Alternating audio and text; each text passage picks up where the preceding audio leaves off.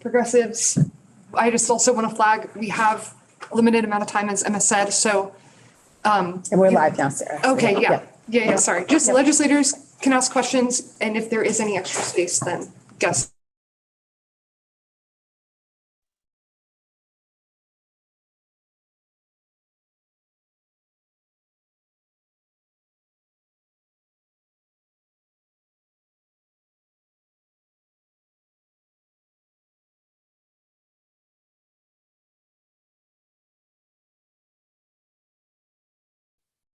Welcome, everyone. This is the meeting of the House Progressive Caucus on January 31st, 2023 at noon.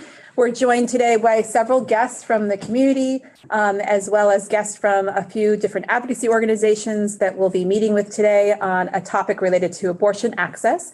We'll do those introductions in just a few minutes, but our first 10 minutes or so are for caucus business. A few of our members are running a little late, which is fine, but because this is, of course, recorded for everyone's benefit. But we start usually with the first 5 to 10 minutes to talk about bills for co-sponsorship. We're still in the season where bills are being drafted, coming out, seeking co-sponsorship, and that's then when they get introduced and get a number, just for folks who are following around at home. So I know I have a couple bills I'd like to speak to. Troy, do you have any bills you want to speak to? Yep. Nothing from last week. Okay. So the primary bill I want to just mention that's coming out is a legislator compensation bill that I will be sponsoring. Has a few different components in there, and I'll be seeking co-sponsors beyond the Progressive Caucus. But it is a bill that more boldly takes on looking at how we compensate state legislators and really addressing making this job more accessible and inclusive for folks of all economic backgrounds and means. I don't mean to have my back to all of you back, by the way. So yeah, I'm talking to you too. All right. All right.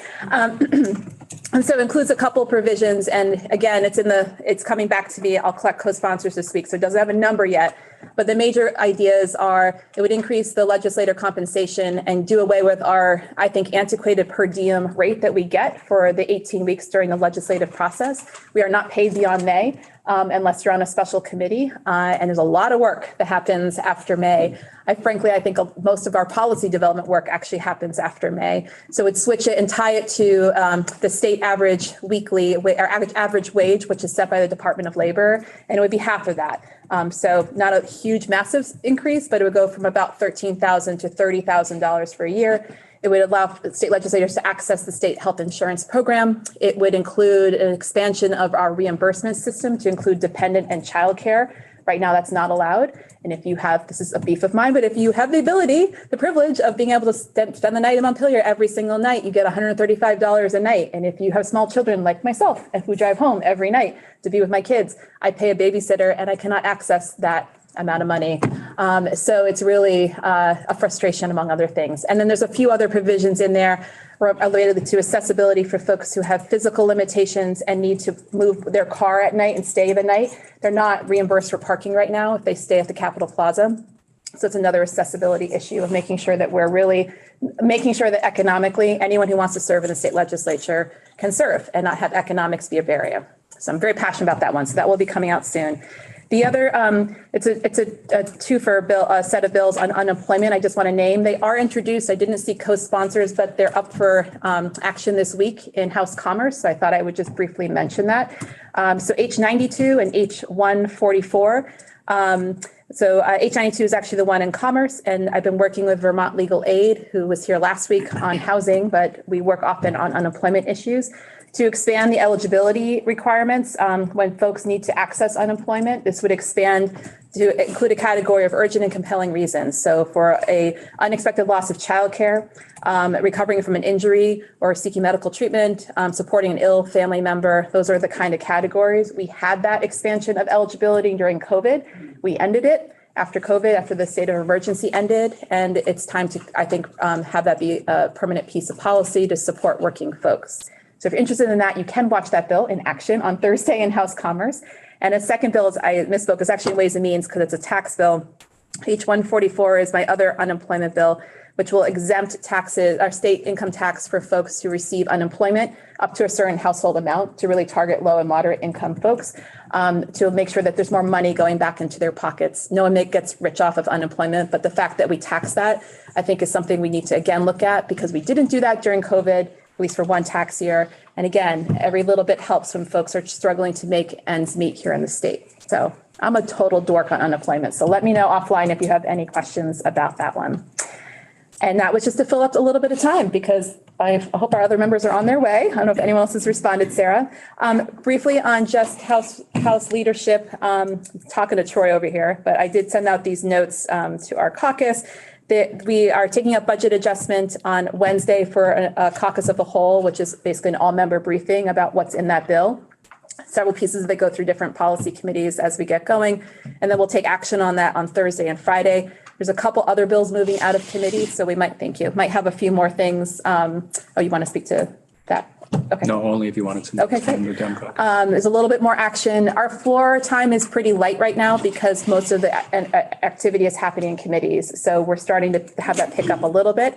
And I think one last thing, our House Discrimination Prevention Panel training will likely be scheduled next week. Speaking to my caucus, largely to Troy for that one, for this logistics. All right. Any questions on that, Troy? What looking to you? No. Okay, great. I heard similarly in the Dem Caucus. Okay. Oh, yeah, yep. Yeah, the compensation bill, is there any means testing involved? For the unemployment bill? No, for the Legislative compensation bill? Means testing. What do you mean by means testing? Well, I mean, if somebody's elected and they're wealthy, why should they be paid this extra amount? I'm happy to talk more offline about that. I think for that bill, I think just creating it as a professional job is what's important for accessibility for folks, because there are a lot of people who don't even run and consider running because of that issue. So I'm happy to talk more though offline about the folks on the upper end and how that impacts them. Yeah. Okay.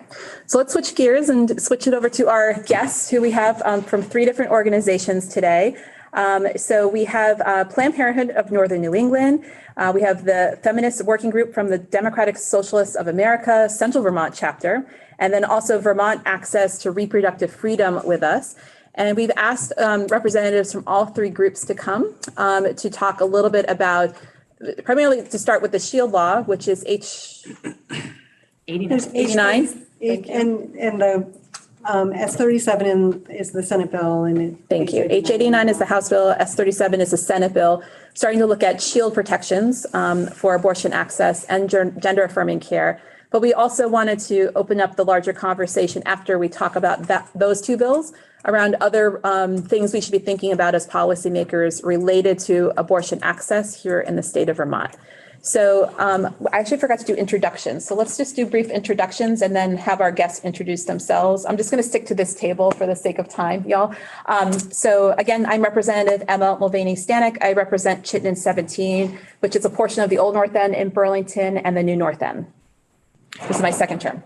Good afternoon. My name is Troy Hedrick. I represent Chittenden 15, which is Burlington, kind of north of Main Street in and around campus and the hospital.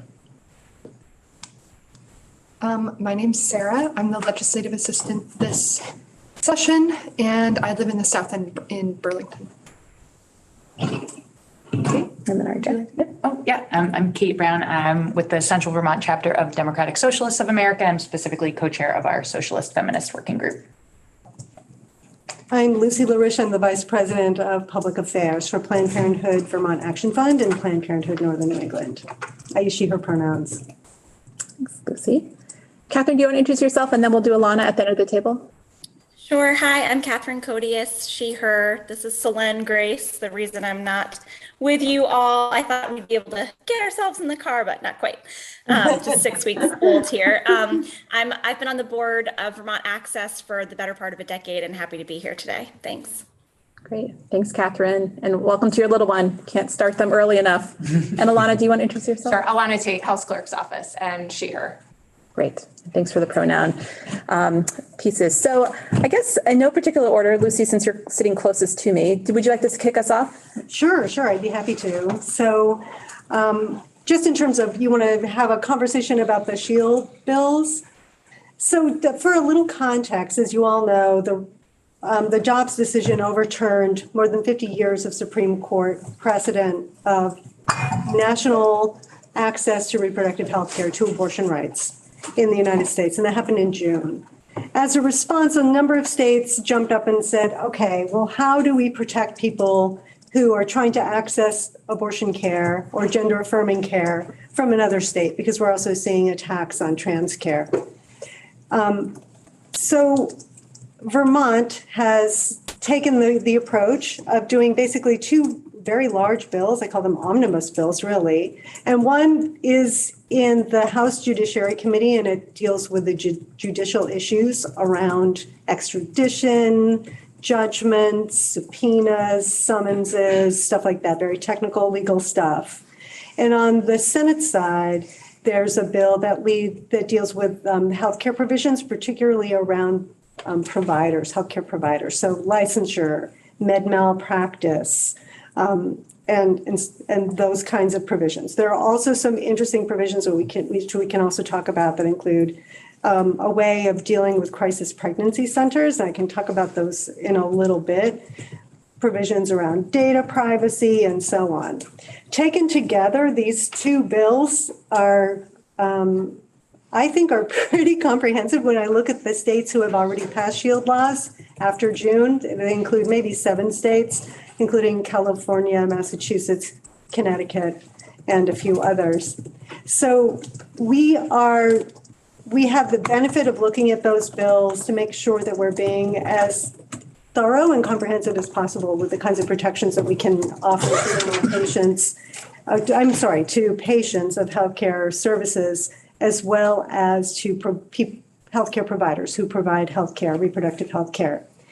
And in the process of doing this, the legislature is coming up with a new definition of something called legally protected healthcare that would protect trans care as well as abortion care. Taken together, these bills really are unfortunately somewhat limited because we are in this whole new world. We have 18 states that have either banned completely or have severely restricted abortion rights. And there are more states working to do things. Every state's laws are a little bit different. So we are in this whole new legal territory in the world, in the United States, unprecedented, where we're going to be having interstate litigation between states that are banning abortion and states who want to protect abortion. And so there's also the U.S. Constitution, and there's something called the full faith and credit clause in the U.S. Constitution that kind of limits how far we can go. So these bills really are, they go as far as they can, but unfortunately, I think we would all like them to go further, especially with regards to protecting patients from other states. As a generalization, I think this is true. By and large, both of these bills do a good job of protecting any health care that's provided within the state of Vermont and any patient who receives care within the state of Vermont. The minute that patient or that provider leaves the state, danger. There's lots of bad things that can happen from a legal point of view. To give one concrete example, if a healthcare provider has a legal judgment or a summons or an extradition charge that Vermont is not honoring from, say, Texas, because they provided healthcare to someone in Texas, and they decide to go visit their aging parents in Florida, there's no guarantee that the governor of Texas couldn't reach into Florida to the governor of Florida and say, hey, we want that person, extradite them because they need to come here to face charges in our state. So it creates kind of a prison, I think, potentially for healthcare providers as well as patients. The other kind of sticky issue that arises with SHIELD laws is for patients who receive medication abortion. Medication abortion is a 2-pill process that happens under the guidance of a medical professional. And with medication abortion, with any healthcare in Vermont that's provided over a phone line or through a video line called telehealth, that wherever the patient is sitting is considered where the healthcare is taking place. So even if a provider wanted to, they could not provide a telehealth medical abortion for someone in another state, say Alabama, because they would be subject to Alabama laws because the patient is sitting in Alabama. So that patient would have to come to Vermont. Okay, so the prescription is written, the patient gets the prescription for the 2 pills. When does the abortion take place? Does it take place at prescribing? Does it take place after they've taken the first pill? Does it take place after the second pill? Or does it take place after the contents of the pregnancy are expelled from the body? So these are legal questions that have yet to be answered. And it's a very important question legally for that patient who has to decide whether or not they need to figure out economically how they're going to, have the wherewithal to stay in Vermont for the number of days necessary to meet that legal definition of when the pregnancy is terminated, or whether they want to go back to Texas, take their chances and take the pills there and risk being, subject to some kind of legal action. So taken together, these bills, I think, are really important to do. And I think they go as far as the legal structure as it exists today, as we know it, given the U.S. Constitution and interstate, the full faith and credit clause of the U.S. Constitution. I think the bills go as far as they can, but even there, I just want to say that unfortunately, what we're going to be telling our providers is you better get your individual legal advice, and same with patients, because there's still a lot of danger and a lot of risk out there. We don't want to give people a false sense of security. We fully support these bills. We think they're absolutely essential, important things to do. At the same time, we want to make sure that patients and providers know that that there are limitations to how far they will go. I'm not sure should I talk about crisis pregnancy centers? I don't want to suck up a lot of time. Let's stay on Shields for now, and then we'll do a second pass for other stuff. CDCs and other stuff. Yeah. And I just want to flag that I need to leave a little early because I have to get over to House Judiciary to testify on this. Yeah. Of course. Yeah. Kate, do you want to next? Great. Yeah. Well, I'm going to refer to my notes because I'm not as natural as Lucy is. She's so good. So my organization, we work in coalition with socialist, feminist, and reproductive justice groups across the state. Jody's here from Burlington. There's an Upper Valley group as well. And we advocate our sort of rallying cry is free abortion on demand without apology. So we know that legal abortion does not mean accessible abortion for all, obviously, and that the denial of a wanted abortion does devastating harm to families, primarily, marginalized folks, BIPOC and poor folks. So I know I'm in a room full of people who understand the urgency of this public health emergency around the criminalization of pregnant bodies and trans bodies. So preaching to the choir a little bit, but we have identified legislation that would address these barriers to justice head on, including a shield law and understanding where we can get with aiding and abetting from a telemedicine perspective. And I know that's an ongoing conversation. As well as abortion practical support funding and regulating crisis pregnancy centers. And we'll leave that for the next round. So for H89, it's really a crucial piece. We've read through it. It seems like excellent language. We really support it. For our part, the most good that it can do is to protect the telemedicine provision of abortion and gender affirming care across state lines for providers who understand the risks and really want to do it. Not saying that we would require anyone to do it, but there are folks that we've spoken to who are just shouting from the rooftops that they do want this type of protection. And as they're trying to sort of build the plane as it's taking off, that they want to kind of test the waters there. I think that what they want to do is send federally approved medication through a federal agency, the USPS, to folks who want this care. International providers like Aid Access, those pills can take 3 to 4 weeks. If you're getting a prescription through a domestic online pharmacy, it's just a matter of a couple of days. And we know this is like life and death period of time. So it's not a perfect solution. It's not the answer for every pregnant person, especially in a banned state. But we feel, at least in DSA and groups that we work with, that we really cannot abandon these people. We need to be creative and motivated to let people who want to do this work do it, and do our best to provide the care that we would provide to Vermonters in all states. And get all the Band-Aids that we can while we work to address the larger issues of healthcare disparity nationally, and that every little bit helps. And of course, that robust telemedicine provision benefits all Vermonters since it lowers barriers across our rural state. So that's what I would say about the shield law piece.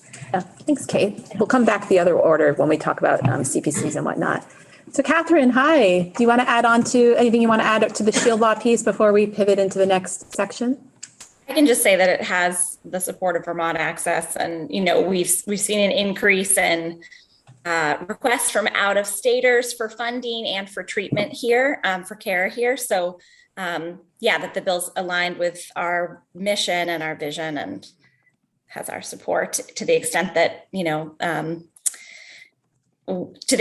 we witness this side, we're really on the care seeker side. It seems like great language. So happy to talk more about what we do and sort of the relevant overlap as we continue the conversation. Well, Catherine, how about we segue that way and go back to you? So can you first just describe what Vermont Access, who you are, your organization, what you do? And then From there, maybe the second round of question I was going to ask is what else should we be thinking about as policymakers beyond shield laws? And a couple things have been mentioned around, and I know I have a couple bills in that'll come out hopefully this week around crisis pregnancy centers, but also the practical ways we can support Vermonters accessing care. It's one thing to have it in your state, it's another if you can actually access it for all sorts of reasons. But with that, do you mind sort of just kicking us off with what comes to mind and what Vermont Access, well, again, who you are, and then what you all are seeing? Yeah, so we are Vermont's abortion board. We've been around for about 20 years. We're all volunteer run. Up until everything with Roe this past year, we've been extremely scrappy and almost always been in crisis funding mode. So we raise money, we give it away, and then we run out of money, and then we do it again. That's what we've always done. This is the first year we've had a little bit more attention and media coverage and therefore funding and support. So a snapshot of what we've done in the past years that we've given out over 20K in funding. And we give out our funding by running a answering service that operates like a hotline. People call us and within 24 hours, we get back to them. And we try to meet the need on a first come, first served basis. We don't have eligibility criteria. We just meet people where they're at and try to fill in whatever funding gap they have. So from the entire cost of their procedure to, they just need $100 or they just need $50. So in the past, we have really stuck, our scope has been just that type of funding and that kind of support, financial support to the procedure itself. And the vast majority of our funding is right now given out in partnership with Planned Parenthood through a block grant agreement we have with them. And so Planned Parenthood is really our main conduit for getting funding to people. That being said, over the years, we've seen a need for practical support, and there have been moments where we've helped folks thread that needle.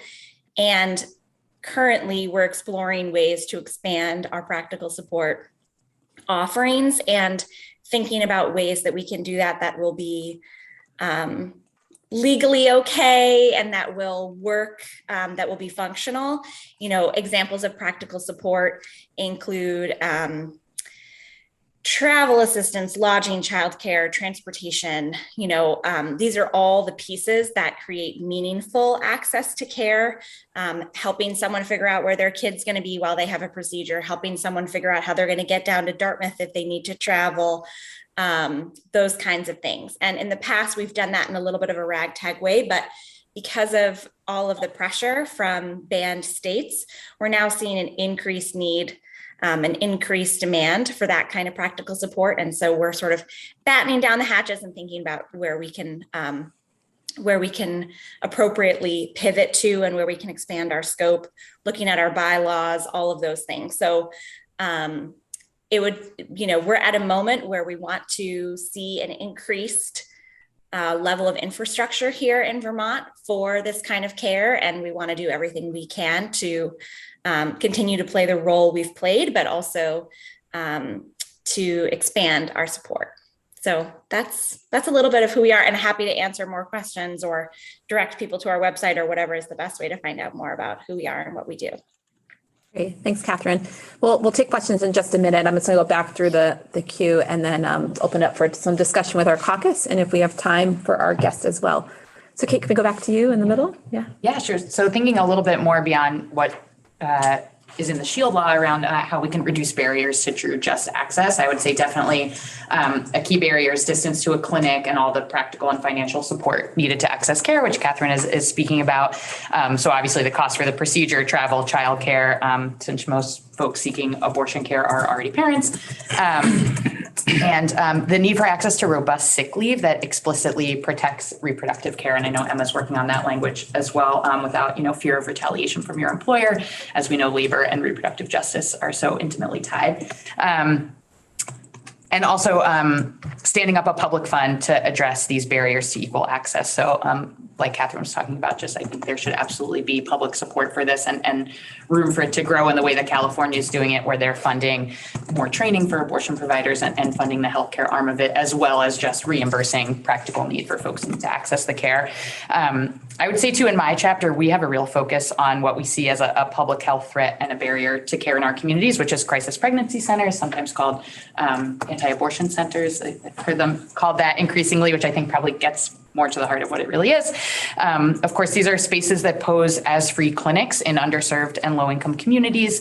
They are not licensed medical facilities. They really only exist to delay and deny care. So this could include providing medically unnecessary ultrasounds where they're free to lie about gestational age in order to deny abortion care, spreading dangerous misinformation about the risks of abortion. They also support something called abortion pill reversal, which is a dangerous, unscientific, unethical procedure. So the fact that there are some licensed medical staff on volunteer boards of these facilities in Vermont, they're really acting knowingly unethically.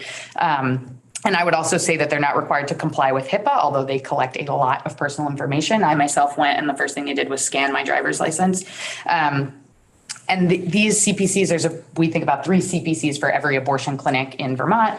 And the vast majority, about 90%, are actually outposts of massive national organizations like CareNet, like Aspire, extremely well-funded and kind of nationally centralized in a way that's not immediately obvious. So there are national databases for surveillance and criminalization of these bodies as they come through those doors. And I think the work that we've done, we've been so surprised that people don't know about them, don't know they're here, even folks who are very involved in reproductive justice issues. And so we've been, really working to raise awareness and working with Emma to work on ways to regulate CPCs in ways that other states have already done, like Connecticut. And we do need to be careful around this, but we believe that a good avenue is consumer protection legislation under the definition of unfair and deceptive commerce, as well as essential data privacy protection and disclosure requirements around their licensing status. They'll say that there are licensed, medical professionals around, but they're really not licensed facilities. And I would say too, when we're talking about legally protected healthcare, when we're talking about, barrier zones around real clinics, we want to make sure that CPCs aren't using that language to kind of weaponize. And in Florida, 2 protesters were just indicted under the federal access to clinic language for protesting outside of a CPC. And we just don't think they should be included in that kind of legally protected language piece. But yeah, we really want to hear from everybody about how we can help move the needle on public opinion and keep this stuff moving and just activate the folks that work with us, and happy to answer questions. Thanks, Kate. Lucy, round it out. Anything else to add before we move to discussion? Thanks for that great summary of crisis pregnancy centers. Yeah, we call them fake clinics, or they're often referred to as fake clinics. Their sole purpose, they pose like they look like a place where you can get reproductive health care and where all the options for reproductive health care are offered. But in fact, they're a place that exists solely to talk you out of the abortion that you're trying to get in that moment. So the problem with crisis pregnancy centers is that, as Kate said, they have a lot of money. They get federal funding and they also get state funding in states that are hostile to reproductive rights. And with these funds, they have also with the courts that have been packed with Trump judges, more than 200 of them, as well as the Supreme Court, they're using the courts to weaponize and to expand their access and to fend off attempts to regulate them and to hold them accountable to citizens.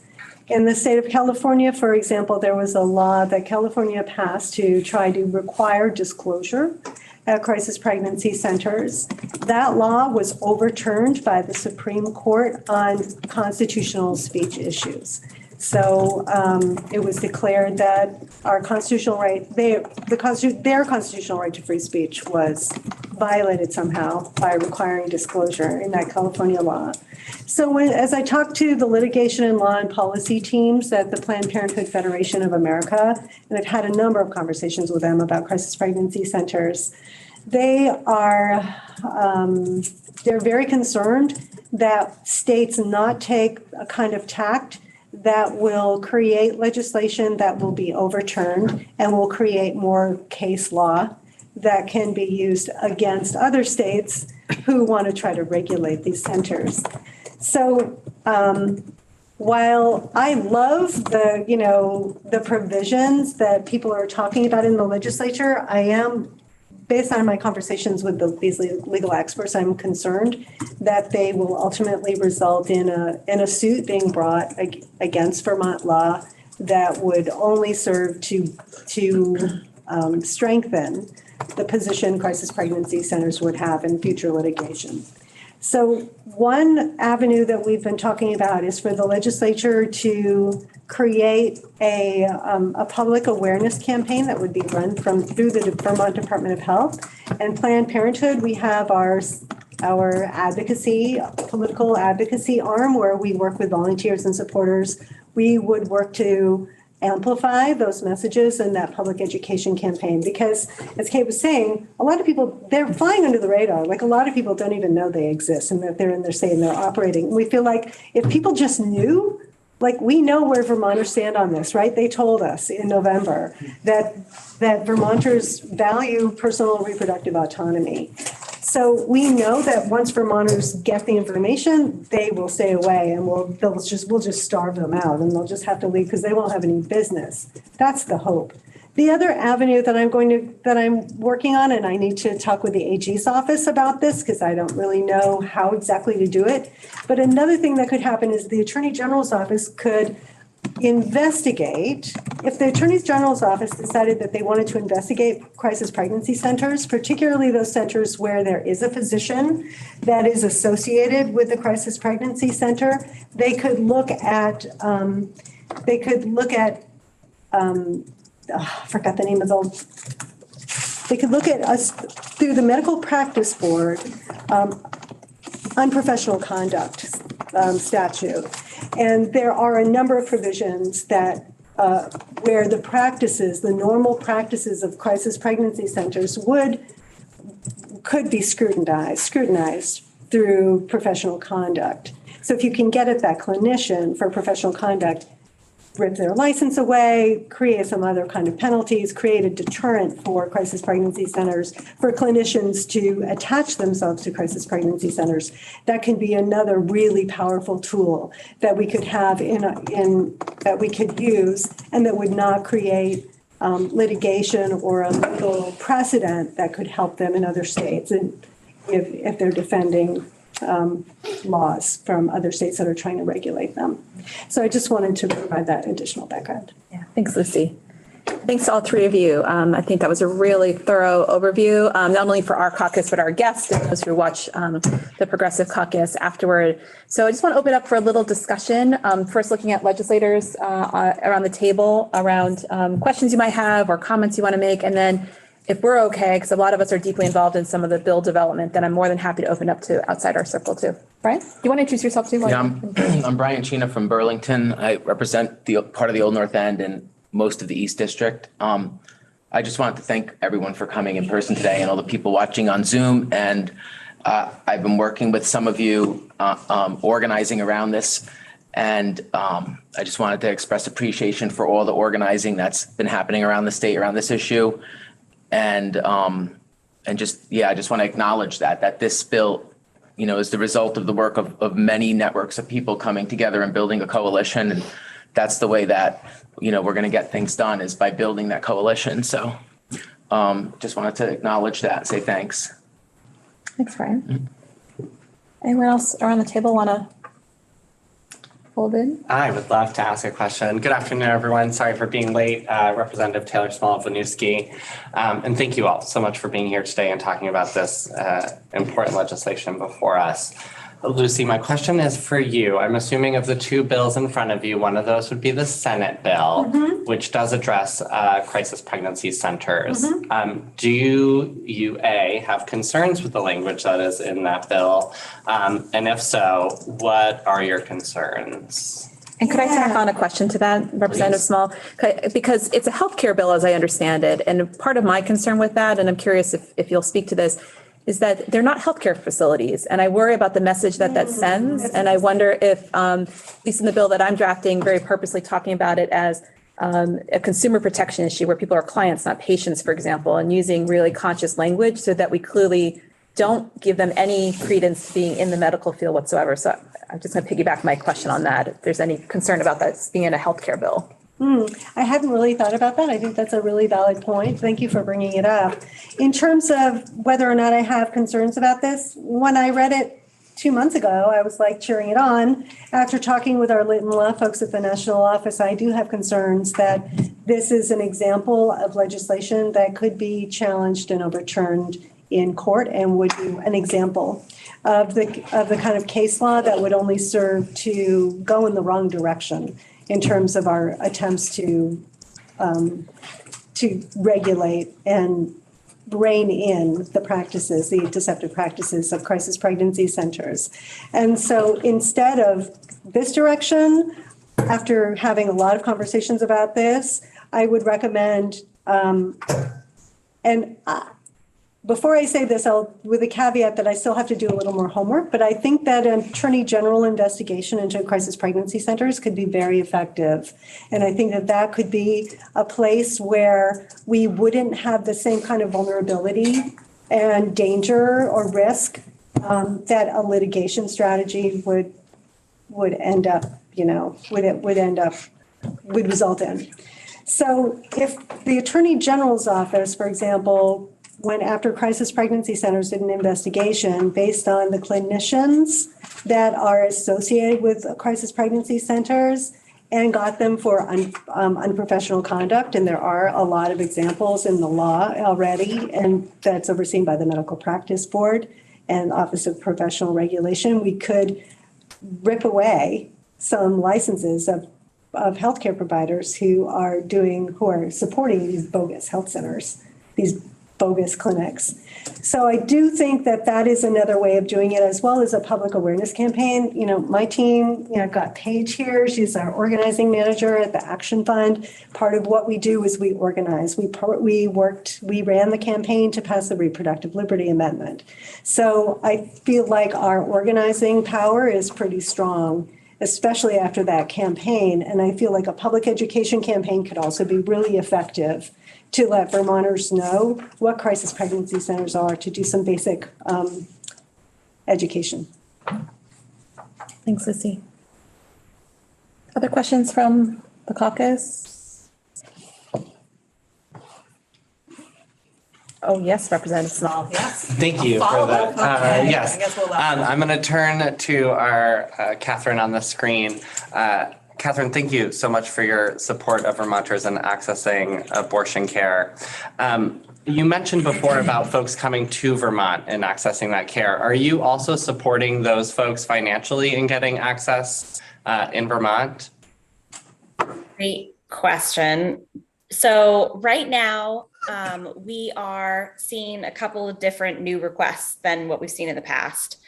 One is people who have ties to Vermont coming here to get an abortion, either because they can't where they are, or it feels less safe than it did. And so they're coming back. Maybe they have like an aunt here, or they went to UVM, or they grew up here, or for whatever reason. So in that case, we're absolutely providing funding.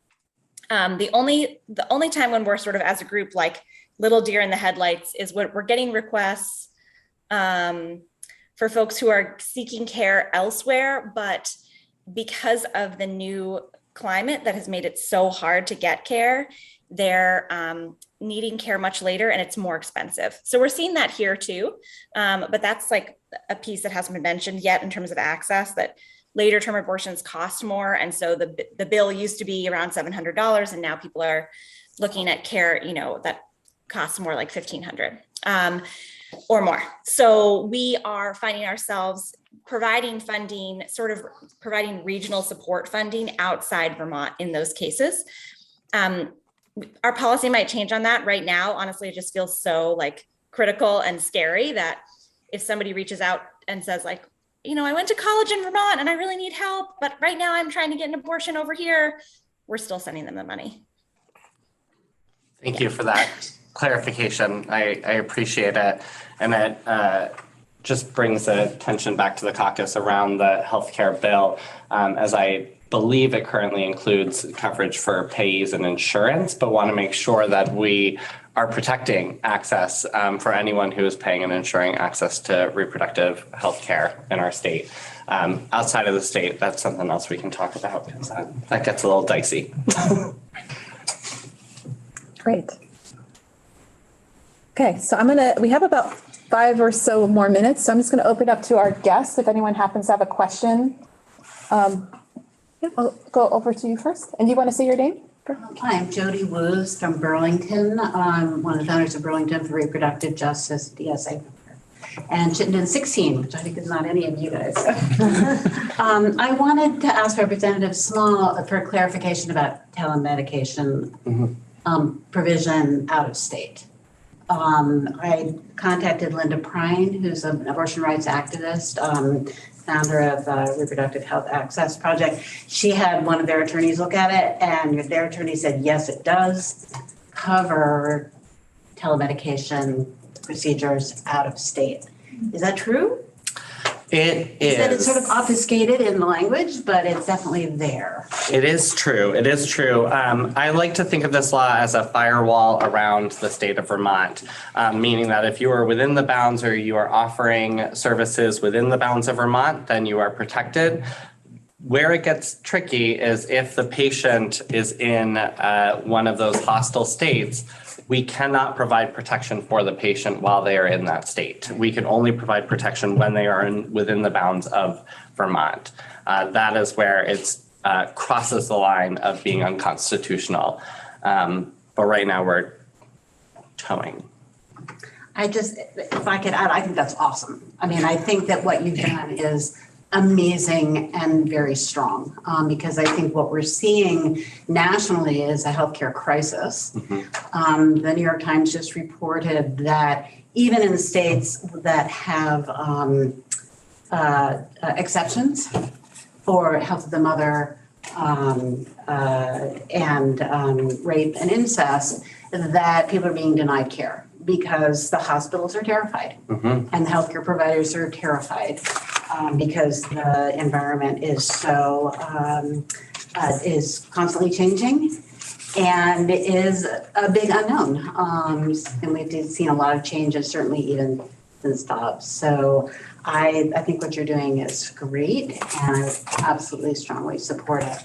I wonder if there are two provisions that could be added. One is, as you've all mentioned, if a Vermont healthcare provider provides abortion services to somebody out of state and then they travel to Florida. So I think Lucy's example. Is it possible to set up a fund in Vermont to protect provide legal fees and so on for a Vermont resident who's in that situation? Because I think that would send a very strong signal to our providers that we approve of what they're doing, we advocate for what they're doing, it's important work, and we will support you when you're in danger. I think that would be fantastic. Yeah, I guess I'll leave it at that, but thank you so much for what you're doing. Absolutely, and happy to bring that to Legislative Council to see what the options might be there. Thank you, Jody. We have time for one more, that's okay. One more question, yep. You want to say your name and where you're from? Example of a UVM student, resident of Texas, gets an abortion provision here in Vermont. Now, can their identity be protected in a hostile state through the HIPAA Act? I mean, it's a federal law. And doesn't HIPAA protect information universally? Not when it comes to legal cases. All of that information can be brought in if a charge is filed against them, would be brought in as evidence.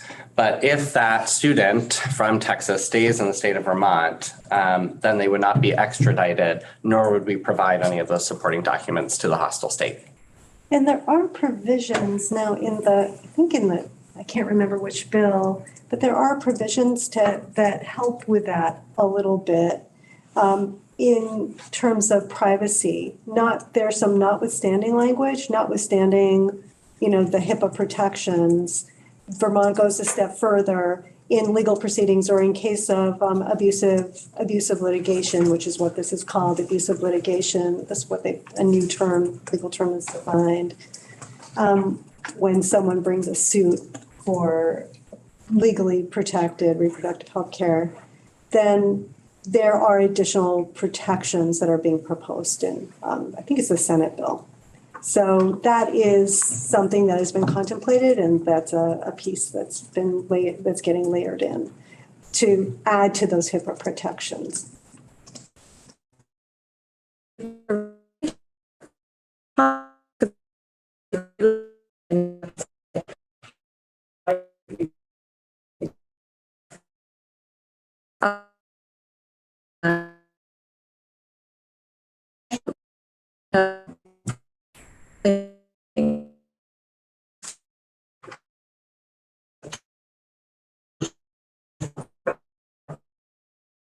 Educating the public about what these situations are like.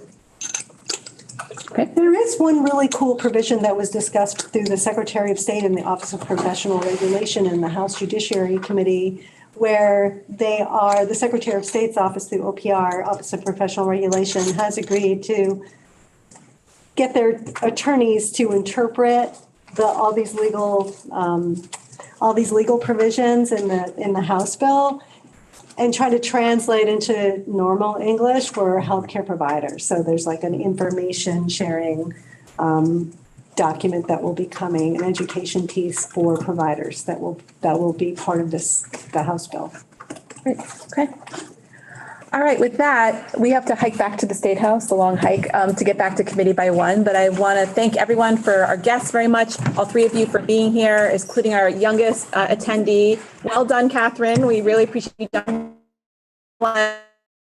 Thanks, guys. Thanks for letting me zoom in. I appreciate it. Yeah, of course, anytime. And we'll keep you all updated. And thank you very much to our guests for being here. Thanks for having us. Thanks for having us. Catherine.